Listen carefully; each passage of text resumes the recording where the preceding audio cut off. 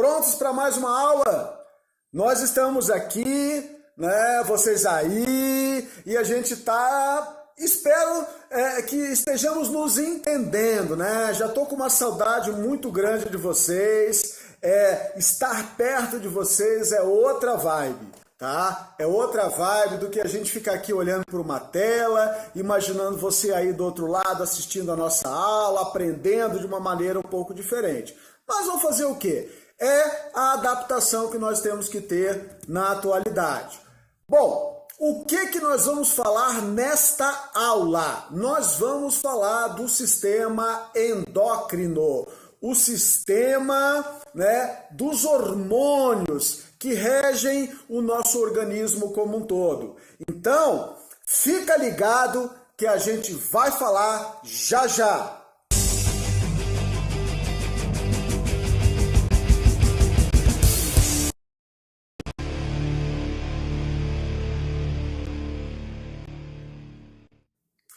Bom, o que é o sistema endócrino? O sistema endócrino é o sistema dos hormônios.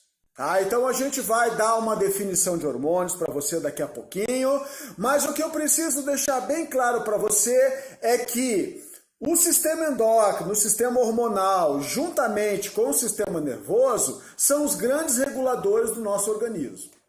Tá? As respostas mediadas, geralmente, pelo sistema nervoso, são respostas rápidas. A gente precisa de uma resposta muito rápida, né, para um estímulo que esteja acontecendo.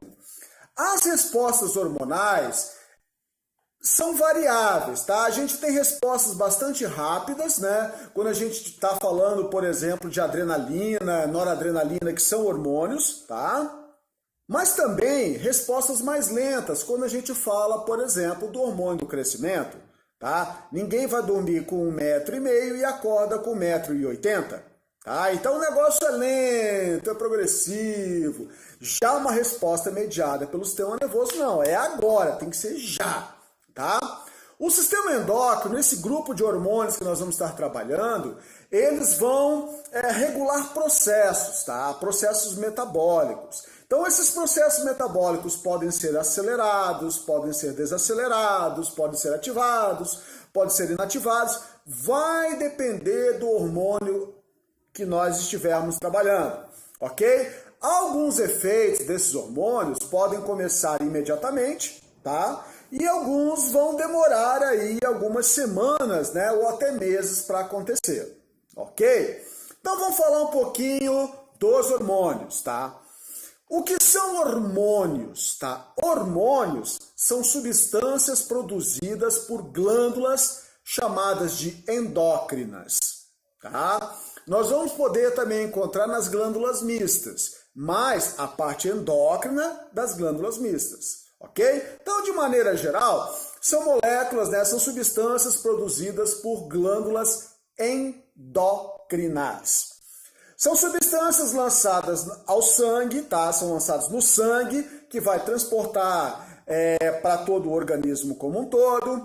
Atuam em quantidades extremamente pequenas. Cara, microgramas, nanogramas, é uma quantidade merreca demais. Mas se faltar, dá um zebreiro danado.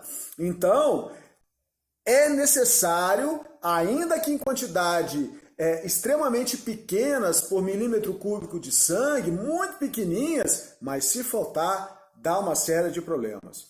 As ações são específicas, tá? Então, cada uma tem a sua atividade numa célula específica, ela vai ter uma célula-alvo para atingir, tá? Então, a gente vai ter isso muito bem determinado, tá? Para cada tipo de hormônio, tá? Então, como eu falei, elas vão regular processos celulares, tá? Ativando, inibindo, acelerando, desacelerando, vai depender do hormônio e, de regra geral, a ação deles é duradoura, tá? Nós temos aí algumas coisinhas para falar sobre esses princípios de regulação hormonal, tá? Então, a gente tem substâncias, né, hormônios, que vão atuar em células, vamos falar assim, em tecidos bastante distantes do qual foram lançados. Então, o hormônio do crescimento foi lançado pela hipófise e vai atuar lá na ponta do seu pé. Então, tem uma distância muito grande. Mas nós temos hormônios que atuam em células vizinhas. Tá? Nós temos hormônios que fazem uma autorregulação da própria glândula. Então, quer dizer, isso é uma coisa bastante variável, tá? Mas o princípio é, eu tenho um hormônio que vai ser lançado no sangue, esse sangue vai levar até um tecido e esse hormônio vai estimular ou inibir os processos naquele local. Esse é o princípio do sistema endócrino, ok? Outra coisa importante que eu preciso falar para você. Qual é a origem das glândulas? Tem diferença as glândulas? Tem. A origem das glândulas é o que a gente chama de invaginação do tecido epitelial. Então a gente tem um tecido epitelial, né, um tecido epitelial de revestimento, ele vai sofrer uma invaginação, ele vai entrar, tá? Como diz, vai entrar para dentro dele mesmo, tá? Ele entrou e basicamente essas células que entraram vão formar um grupo, né, separado ali no meio daquele tecido que nós vamos chamar de glândula. Então, esta glândula, dependendo da glândula, ela pode ter uma tubulação, então ela pode ter uma parte onde vai ser produzido hormônio, uma tubulação na qual será lançado o hormônio. Tá? Esse hormônio, se for lançado através dessa tubulação, para fora do organismo ou para dentro de uma cavidade, tá? Para dentro de uma cavidade, nós vamos chamar essa glândula de exócrina. A glândula exócrina, então, é uma glândula que tem túbulos, tá? Para a liberação dessa substância. Então, vai ter uma tubulação. A glândula endócrina, que é o que vai nos interessar, ela não tem essa tubulação. Tá? Ela não vai ter essa tubulação, ela vai ser isolada, vamos falar assim, tá? Não por completo, porque ela vai estar envolta por vasos sanguíneos. Então, os produtos, tá, que vão ser produzidos por esta glândula cairão diretamente no sangue. Então, por isso que é uma glândula endócrina, para dentro do sangue. Então, essa substância cai no sangue, aí o sangue leva. Tá? Então, olha só, a diferença entre a glândula exócrina e a endócrina é que a endócrina tem uma substância, a endócrina não tem, então ela vai lançar o seu produto dentro da corrente sanguínea, ok? E existe a glândula mista. Tá? A glândula mista é uma glândula que vai apresentar uma porção exócrina e uma porção endócrina. A porção exócrina, vou dar um exemplo aqui, o pâncreas. Tá? O pâncreas na porção exócrina, ele vai produzir o suco pancreático que vai ser lançado em cima da comida para fazer a digestão. Então, a substância, o suco pancreático não cai no sangue, cai em cima da comida. Já a parte endócrina do pâncreas vai fazer o quê? Ela vai liberar, por exemplo, a insulina. Tá? O que é a insulina? A insulina é um hormônio que regula a concentração de glicose no sangue. Opa, é um hormônio. Então, a porção endócrina do pâncreas lança o seu produto diretamente no sangue. Então, olha só.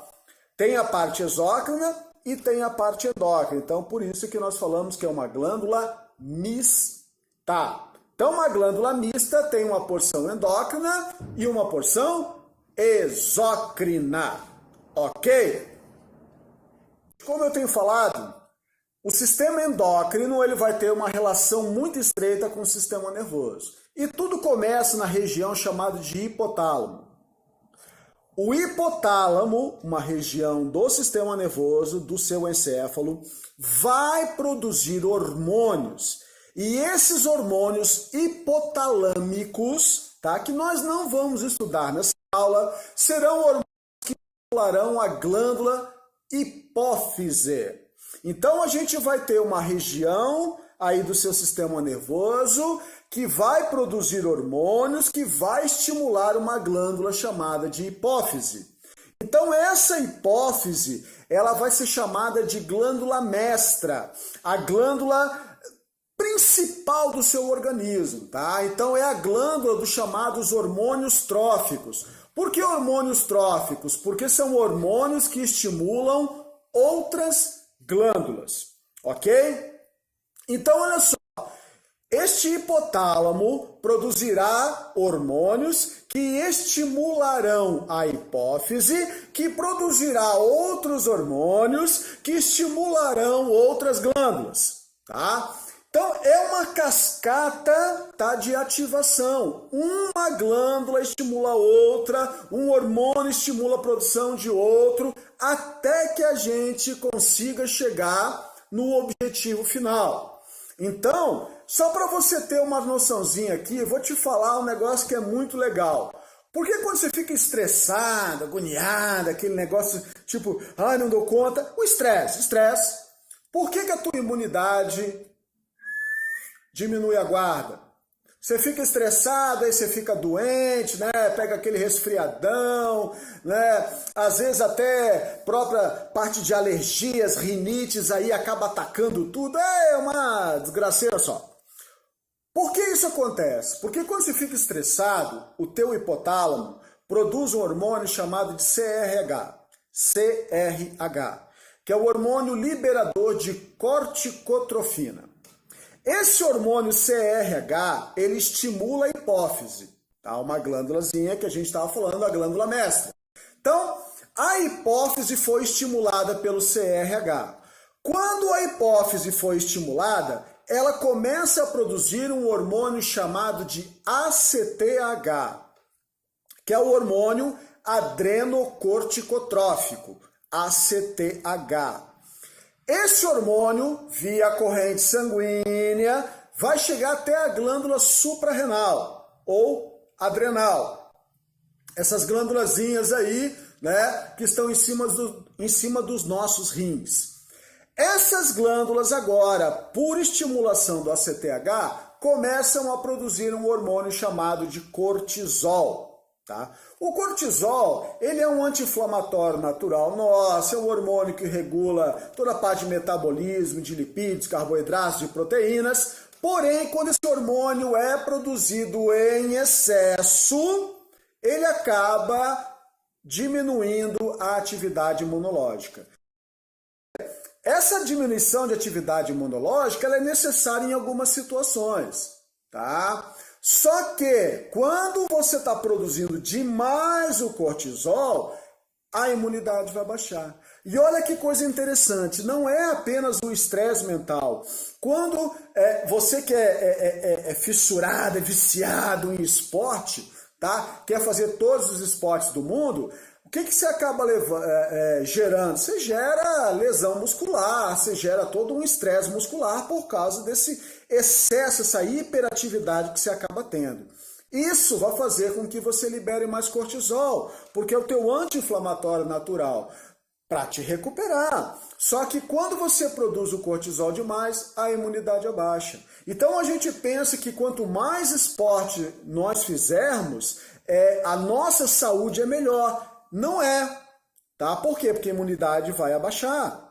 Então é por esse motivo que o atleta profissional, mas o cara tem um físico legal, tem um preparo físico monstruoso, mas a imunidade dele não é legal. Por quê? Porque do nível excessivo de cortisol que ele acaba levando.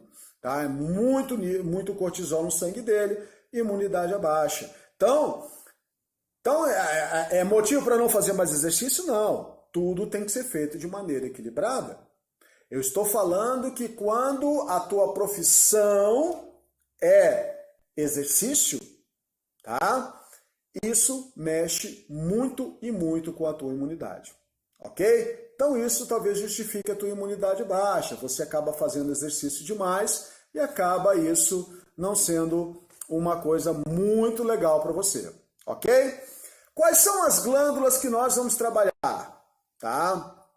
Como eu falei para vocês, a gente tem o hipotálamo, uma região aí do seu cérebro que vai trabalhar na produção de hormônios. Eu vou trabalhar com 2 hormônios que o hipotálamo produz, tá? A gente vai ver logo em seguida. 2 hormônios dos vários. Porque esses 2 hormônios são muito importantes, tá? Que a gente vai ver aqui.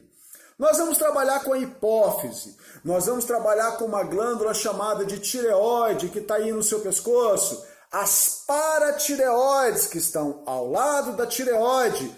Vamos trabalhar com as glândulas suprarrenais ou adrenais. Vamos trabalhar com o pâncreas, os testículos e os ovários. Tá? Então a gente tem uma série de glândulas para a gente poder trabalhar e uma série de hormônios que essas glândulas produzirão. Ok? Então, você está vendo essa tabela aí na tua tela?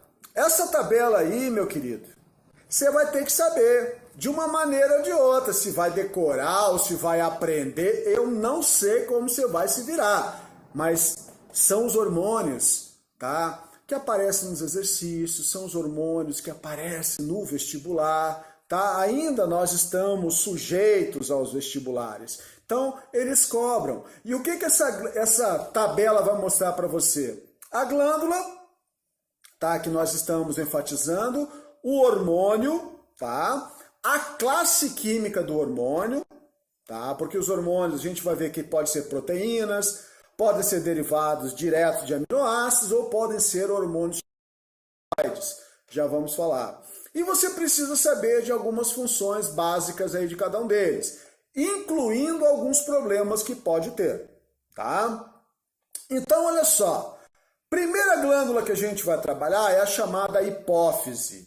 A hipófise antigamente era chamada de pituitária, tá? Então, a glândula chamada de hipófise, ela vai estar dividida em duas partes, a gente vai dividir ela só em duas partes, tá? A hipófise anterior, tá? Que também pode se chamar de adenohipófise, e a hipófise posterior, também chamada de neurohipófise. Então vamos lá, hipófise anterior ou adenohipófise e hipófise posterior ou neurohipófise, ok? Primeiro hormôniozinho que nós vamos trabalhar da hipófise anterior é o hormônio do crescimento, tá? O hormônio chamado de GH ou STH. Então o hormônio do crescimento ele faz o quê? O que o nome está dizendo, ele estimula o crescimento geral do organismo, ele estimula toda a parte de multiplicação celular, a ampliação, vamos falar assim, tamanho de ossos, tamanho de tecidos, ele faz você crescer. Tá? É o hormônio do crescimento. Tá? Agora, pensa comigo, o que acontece se houver esse hormônio demais no nosso organismo? Nós crescemos demais. Só que esse crescer demais, tá, vai gerar uma condição que a gente chama de gigantismo. Tá? Só que nesse gigantismo não é que é um cara extremamente alto, não, ele vai ter problema em formação de ossos, de músculos, toda a parte de epífises ósseas, pontas de ossos vão crescer. Então vai ser uma coisa, não é um cara de 1,90 m, é um cara que vai ultrapassar 2,20 m, 2,10 m, 2,20 m. Então ele vai ter um tamanho exagerado, tá? E com uma série de outros problemas embutidos nisso, ok? E se faltar esse hormônio? A falta do hormônio vai gerar um quadro de nanismo, tá? Não existe só nanismo por falta de hormônio do crescimento, mas o que eu estou levando aqui para você é um hormônio por falta de uma doença, né? No caso, um nanismo por falta de hormônio de crescimento. Professor, o anão, né? Qual o tamanho dele? Tá? Ele vai ter aí na faixa de 90, 1 metro, 1,10 m.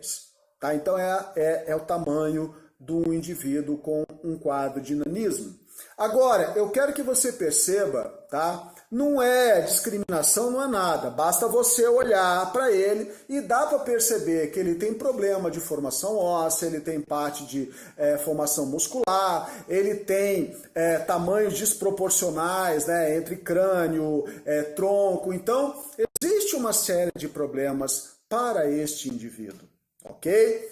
Mas, se fosse, no caso, um problema de nanismo por falta de hormônio do crescimento, e isso fosse detectado lá na primeira infância, né, junto às consultas com os pediatras e assim por diante, se lá fosse detectado, talvez desse para reverter o problema. Talvez ele não tivesse 1,70 m, 1,80 m, mas talvez ele chegasse aí no seu metro, acima de 1,5 m, 1,60 m, sabe lá que situação poderia acontecer. Por isso, quando você for pai, se for mãe, você precisa ter uma atenção bastante legal no seu filho. Levar ele ao médico para perceber se o filho está crescendo, se a sua filha está crescendo da maneira que deveria estar, né, para aquela idade. Segundo hormônio que estaremos trabalhando é a chamada prolactina. Assim como o hormônio do crescimento, a prolactina também é uma proteína. Tá? É um hormônio que vai estimular o quê? A produção do leite, o desenvolvimento do tecido mamário durante o processo de gestação e vai estimular a questão da produção do leite. Tá? Uma falta desse hormônio vai dificultar todo esse processo que a gente está falando, assim como o excesso do hormônio exacerbar essa quantidade, às vezes, de leite sendo produzido. Hormônio folículo estimulante, FSH. Nós vamos falar um pouco mais à frente, né? Mas esse é o hormônio da gametogênese, tá? Hormônio chamado de FSH é o hormônio que estimula a gametogênese, tanto nos homens quanto nas mulheres, ok? Nas mulheres, né, o período de gametogênese é diferente nos homens, tá? Nas mulheres, esse hormônio já está trabalhando lá desde a fase uterina, né, daquela menina. Ela ainda não nasceu e os hormônios já estão atuando, fazendo com que ela já tenha toda uma multiplicação celular. No menino, a partir ali dos 7, 8 anos de idade. Mas é o hormônio da gametogênese. Tá? Então ele vai estimular a produção de gametas no organismo. Tá? Tanto o masculino quanto o feminino. O hormônio LH, luteinizante ou luteotrófico. Esse é um hormônio que vai, nas mulheres, estimular o processo de ovulação. Quando o óvulo está maduro e ele está pronto para ser liberado lá dentro da tuba uterina, o hormônio LH tem um pico durante o ciclo ovariano e isso estimula a liberação desta célula, né, desse ovócito secundário que vai estar sujeito ao processo depois para fecundação. Então, é o hormônio que estimula a ovulação. Na mulher também estimula a formação do corpo lúteo ou amarelo, então lúteo ou amarelo, que vai trabalhar na produção de hormônios, tá? Como a progesterona, vai manter a produção de estradiol durante o ciclo ovariano.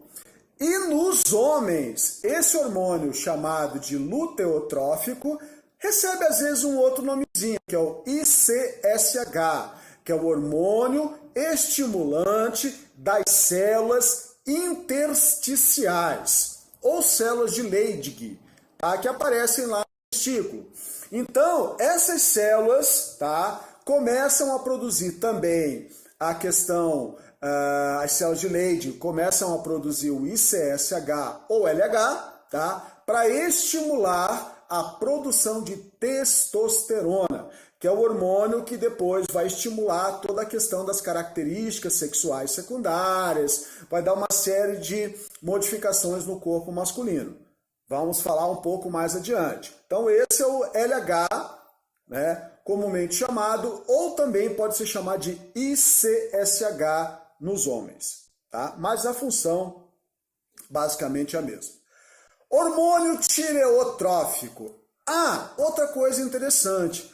Todo hormônio, tá, que você encontrar a parte da palavra trófico, tá? A palavra trófico significa que ele estimula, tá? Ele estimula, ele alimenta. O que ele vai estimular? A outra metade da palavra. Então, por exemplo, o hormônio tireotrófico, que é o hormônio que a gente trabalha agora. Ele é o hormônio que estimula trófico quem? A tireoide. Tá? Somatotrófico, que é o hormônio do crescimento, ó, somato vem de corpo, tá? Trófico estimula as células do corpo a crescer, tá? Mas então, o que é o hormônio tireotrófico? corticotrófico, é o hormônio que estimula a glândula chamada de tireoide. Então nós temos um hormônio produzido pela hipófise que ao cair na corrente sanguínea vem até a tireoide estimular a mesma, a produção dos seus próprios hormônios. Ok? ACTH. O que é o ACTH? É o hormônio adrenocorticotrófico. É aquele hormônio que eu falei agora há pouco, no caso do estresse, que é o hormônio liberado pela hipófise para estimular as glândulas suprarrenais. Então, quando as glândulas suprarrenais forem estimuladas pelo ACTH, nós estaremos produzindo os chamados glicocorticosteroides, onde o cortisol aí é o seu maior representante. Então, o ACTH estimula a produção depois de cortisol, ok? Segunda parte da glândula, a hipófise, a parte de trás da glândula, a parte posterior.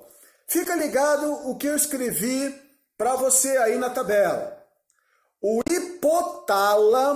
hipotálamo que produz o hormônio. Tá? Então, o hormônio que eu vou estar falando agora é um hormônio produzido pelo hipotálamo. 2 hormônios, tá? Produzidos pelo hipotálamo.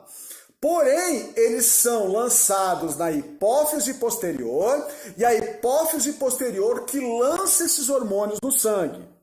Então, olha só o que eu vou falar para você. Exercício. Na hora que estiver trabalhando exercício, eles falam assim, qual é a glândula que produz? Qual é a glândula que libera? Se ele perguntar qual é a glândula que produz e tiver a palavra hipotálamo, você vai falar então que, no caso, o hormônio antidiurético e a ocitocina, que são os hormônios que nós vamos trabalhar, são hormônios, então, produzidos pelo hipotálamo. Legal. Liberados no sangue pela hipófise posterior. Esse é o correto. Porém, se no exercício que você estiver trabalhando, falar para você, olha, qual é a glândula que produziu o hormônio antidiurético e não tem hipotálamo, e só aparece hipófise posterior, assinala essa daí, tá? Assinala essa daí, porque ela seria a resposta à questão que você está resolvendo. Mas, fique bem claro, quem produz o hormônio é o hipotálamo. Ele lança o hormônio sobre a hipófise posterior e, consequentemente, cai na corrente sanguínea. Então, vamos lá. O que a ocitocina é? A ocitocina também é uma proteína, é um peptídeo, uma proteínazinha menor, que vai estimular a seguinte coisa, a contração uterina durante o parto. Tá? Quando a mulher fala, está tendo as contrações, estão mais fortes, estão mais fracas, estão mais espaçadas, é a ocitocina que está estimulando o útero a contrair, para quê? Para que aconteça um parto. Então, o hormônio lançado, né, na corrente sanguínea, a ocitocina vai chegar até o útero e vai estimular ele a contrair durante o parto. Depois que o neném nasceu, esse hormônio ocitocina continua atuando, agora nas glândulas mamárias, estimulando a liberação do leite. Só que tem um negócio bastante interessante também. A ocitocina continua agindo no útero. Tá? Agindo no útero para quê? Porque o útero era um trocinho pequenininho e de repente ficou um monstro de grande, que tinha um neném lá dentro. Agora ele precisa voltar para o tamanho normal. A ocitocina auxilia essa regressão ao tamanho natural do útero, né? O mais natural possível. Então ele vai ter essa redução, né, daquela estrutura que sofreu uma hipertrofia e uma hiperplasia, né, vai voltar para o tamanho natural. Ok? Esse é o hormônio chamado de ocitocina. Outro hormônio que é muito legal, que é o hormônio chamado de antidiurético. Tá? O hormônio antidiurético é o hormônio que faz você economizar água. Tá? O hormônio antidiurético é o hormônio responsável pela reabsorção de água, tá, pelos néfrons. Tá? Então, os néfrons, as estruturas funcionais lá nos rins, né? Todo o processo de filtração sanguínea está acontecendo, só que eu tenho que fazer com que essa água volte para a corrente sanguínea, não vire tudo urina. Então, para a água poder voltar, é necessário esse hormônio antidiurético. Então, o antidiurético promove a reabsorção de água pelos rins, pelos néfrons, ok? Porém, o que acontece se você tiver ingerido água demais? Se você tiver ingerido água demais, essa água vai para a corrente sanguínea, ela vai ser absorvida e vai para a corrente sanguínea.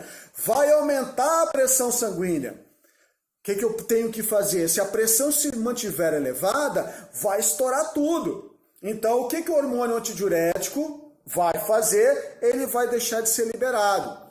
Então, a glândula hipófise posterior, ela segura esse hormônio, não deixa ele ser liberado. Consequentemente, a água não é reabsorvida. Ela vai ser jogada fora através da urina e, consequentemente, abaixa a pressão sanguínea.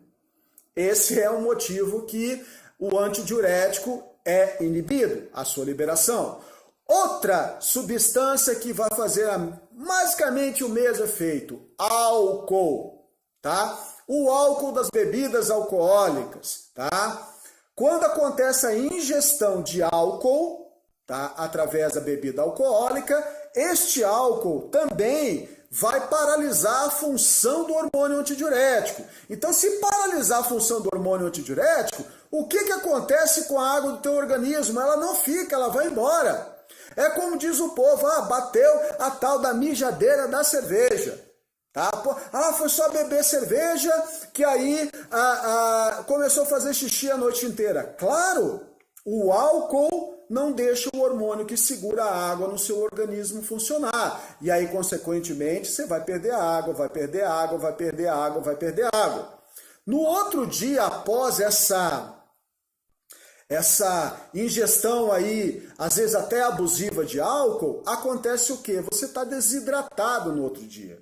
Então, todo aquele evento de ressaca está relacionado, além de produção de substâncias de caráter tóxico, né, por causa da metabolização do álcool, né, vai acontecer também o quê? O quadro de desidratação. Então, você está desidratado, então dói tudo. Dói tudo. E aí você pode perceber que nessa pós-noitada aí, pós a utilização de álcool, tá? Que não é recomendado para você, tá? Álcool não deve ser ingerido por você, tá? Menor de idade. Aliás, não deveria ser nem ingerido por ninguém, porque de benefício não tem muita coisa. Aliás, só causa coisa ruim, né? Essa cachaçada do mundo aí. Então, mas, caso você já tenha experimentado esse negócio, você pode ter percebido que no outro dia você está com aquele negócio chamado de ressaca. Então, a ressaca está relacionada com o quê? Com desidratação e relacionado com essas substâncias de caráter tóxico, né? Que o teu fígado acabou lançando no sangue aí da metabolização do álcool. Então, o que acontece nesse outro dia? Uma sede muito intensa, uma sede muito grande. Por quê? Para tentar repor essa água que você perdeu. Legal? Esses são os hormônios produzidos pela hipófise anterior e os da hipófise posterior, liberados pela hipófise posterior. Esta aula nós acabamos aqui. Na segunda parte desta aula, nós falaremos das outras glândulas e dos outros hormônios. Beleza? Espero que tenham curtido. Até a próxima, gente!